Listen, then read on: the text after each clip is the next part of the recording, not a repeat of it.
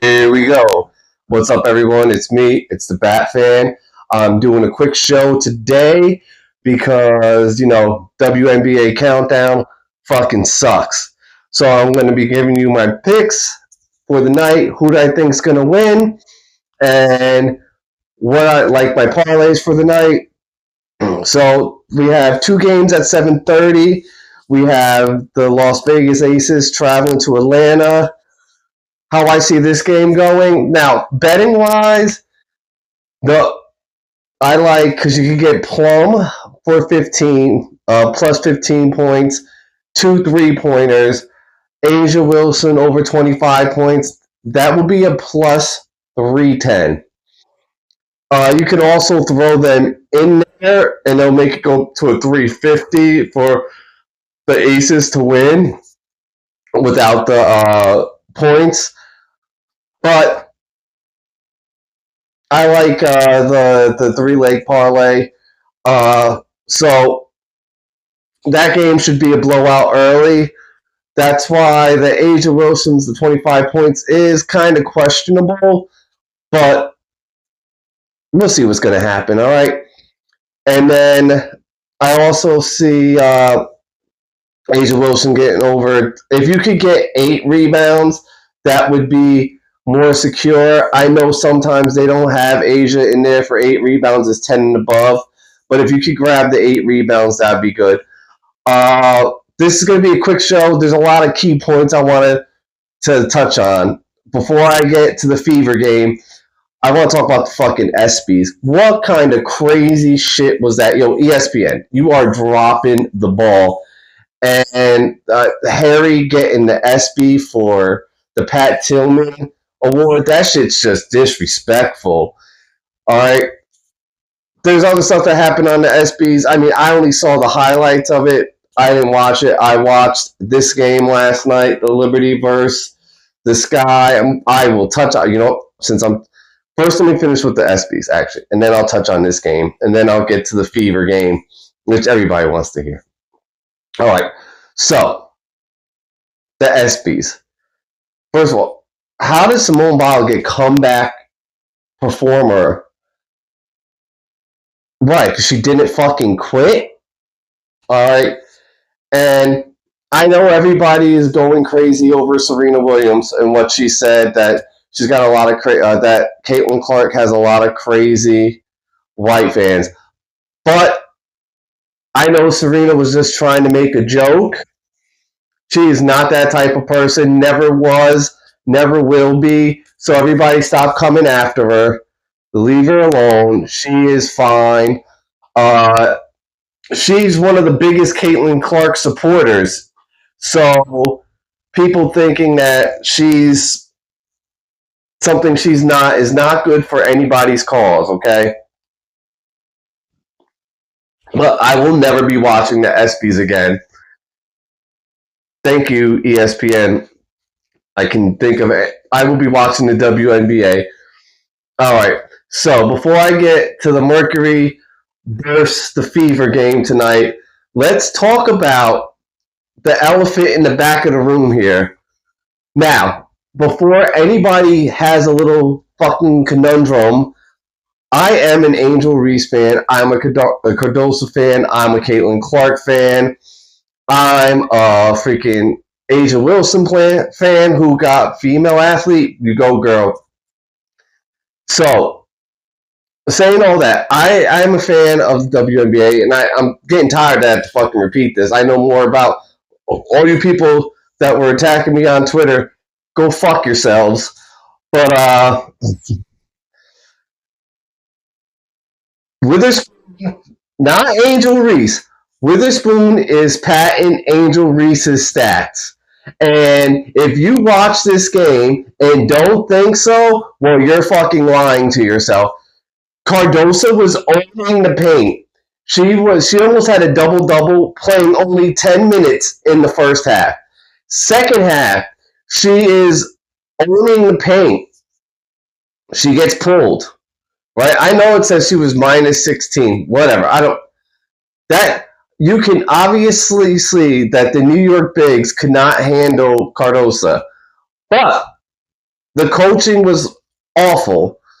And when they took Cardosa out the last time for that last stretch, Angel Reese was not. If Cardosa would have stayed in the game, Angel Reese doesn't even sniff a double double, right?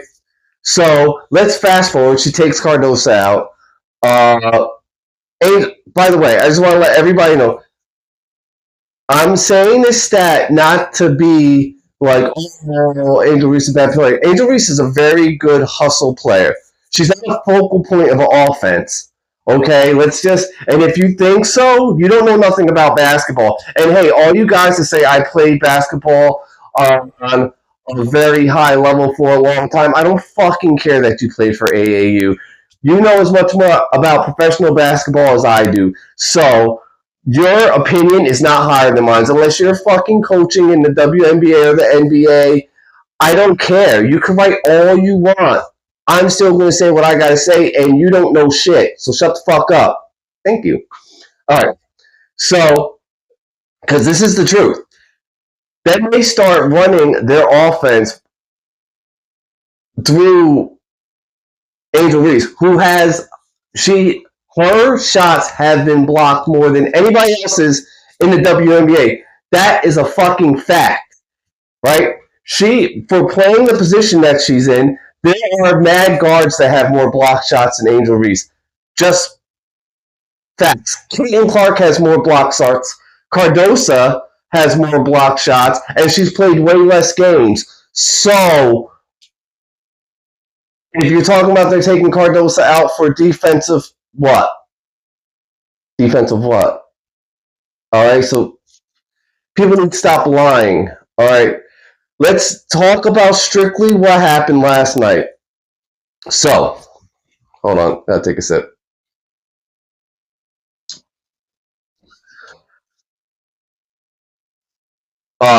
So last night they take Cardosa out. New York, the game gets spread open, right? They keep Angel Reese in until like 2 minutes and like something seconds, right? 2 minutes, 35 seconds, which they weren't even down by. They weren't out of reach. Uh, the Fever came back down by like 15 points in 3 minutes the other day. So, but the Sky have no 3-point shooting. They have that one girl from Belmar, New Jersey. Shout out. Oh, what the hell's her name? Whatever. But that's it. That's the only 3-point shooting they have. And then Angel Reese gets that air ball, gets her 10th rebound. The very next and then she gets his stolen fouls. And then right after that, she gets taken out the game. She has the double-double, right? People are saying, oh, she wasn't the focal point. She took more shots than everybody but one player last night, and that's Kennedy Carter, which Kennedy Carter needs to really work on her outside jump shot. She could be the most elite scorer if she could start shooting a little bit deeper than 15 feet. Because, like, the Liberty, she still got her numbers last night, but the Liberty, when they needed to do a defensive stop on her, they just sunk in to below the foul line and was like, try something. And then she struggled. But until then, Weatherspoon is padding the stats to get Angel Reese Rookie of the Year. And if you are delusional and don't believe that, I don't really care, because a lot of people see this too. And guess what? Chicago, if you're not going to use Camilla, fucking trade her. Just trade her. I understand. You guys have bought in or all in on Angel Reese. Gotcha. But if you want Angel Reese to get her stats and hinder Camilla's career, well, you're just being assholes. And I don't know if the whole organization is shady like this, but like that, like my last show, I was talking about the money they miss out without moving to the United Center when they play the Fever. It's like can't say that. It's like an idiotic mind game they're playing, and it makes no sense. All right, it makes no sense. All right. Let me get. That's all I'm going to talk about. That is over. All right. Just know for a fact they're having stats. I'm not saying Angel Reese. Angel Reese is just playing ball. The coaching staff and or I don't know how deep an organization it is. They are trying to make sure Angel Reese gets Rookie of the Year. All right, and it's cool. Just admit it. I hate when Angel Reese lies. I'm going with the hot hand. I'm going with the best team I can. No, you're not. Because honestly, if you want to talk about, you could have. The Liberty had. They're playing over like 3 people over 6'4" almost that entire game last night. So you could have ran with a big lineup, had Weatherspoon as guard, and had what the heck is old girl's name? Whatever her name is from Belmar, New Jersey. You could have had those two as your guards, and you could have put Izzy, you could have put Cardosa, and you could have put Reese in, and you could have been matching their size for size, but you didn't do that. I don't want to hear it. I don't want to hear you go with the high hand because that's not what you're doing. All right. All right. So tonight's game, off that. Now I'm completely off that. See, y'all messed around, was in my comments on Twitter, and y'all FAFO, y'all fucked around and found out. All right, so wait. Hey, if you like the hats, everybody, you got to go to cowboyrevolution.com. Use code Batfan and get 15%. It'll be on the bottom of the screen when I drop the show. All right, so back to the Fever. The Mercury are coming in to play the Fever. I know the Mercury are banged up. I don't know if... I know Grinder's playing. Taurasi, I don't think is playing. She's sitting out this game. So, I like the bet of taking the points. The Fever are +3. Actually, take the Fever straight up. I think Fever win this game straight up. I like Caitlin Clark for 15 points. I like Mitchell for 15 points. I like Boston with 6 rebounds. If you want to just do the prop bets, that's a +210 right there. And if you want to add the Fever winning without the points, that puts it to a +500. So I see the Fever. First of all, sides better have fucking Smith starting. I don't know what Smith is one of the best players on the team playing with Caitlin, like, because she can run the court and she could catch and she could finish at the rim. You know, she's very athletic. She's big. She's lanky. She could get down court. I understand Samuelson, they want the 3-point shooting or whatever, but like, you could put that, you could sprinkle that in during the game. Like, start off the game with your running. You know, I don't know what Sides is doing, man. It's crazy. I look for Caitlin Clark to have a big game tonight.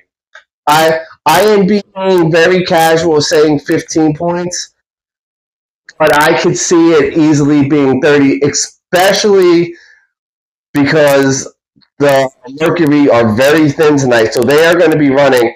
And if Caitlin can tire out the guards, you know, by running up and down, and they start slacking on their threes, you saw last game, she can hit 5 threes like that. She could turn it on. She had, what was it, a 15 or 19-point fourth quarter last game? She could turn it on, and you know what? It doesn't. She doesn't. It's not like she's shooting a lot. She's only shooting like 18 shots a game. You know, for a point shooting guard, that's not a lot at all.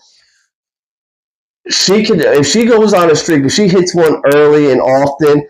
The best thing about Caitlin too is that she doesn't have to hit it early and often. All she has to do is at one point of the game see one go in, and then she could just light it up. Right? I see Mitchell. Mitchell is I like what they were saying. The broadcasters were saying the last game against the Mystics is that Mitchell should be off ball because she's the best one-on-one shot creator for herself on the team. But she can't get surrounded by bigs. I like her away from the ball, off ball. If the play that's ran isn't working, throw it to her with a few seconds left. She can make a good play for herself. And then tonight we also have Minnesota. That's it for the Mercury versus the Fever. Got to make this show short so I can have it up for you guys. I'm going to make the Minnesota pick very easy. I like Seattle to cover the points. The points right now are 4. I think Seattle takes care of business. Guys, got to edit, got to go quick. Nothing else to say until my next show. Oh, yeah. Fuck WNBA Countdown. Those bitches suck. Batfan, and I'm out.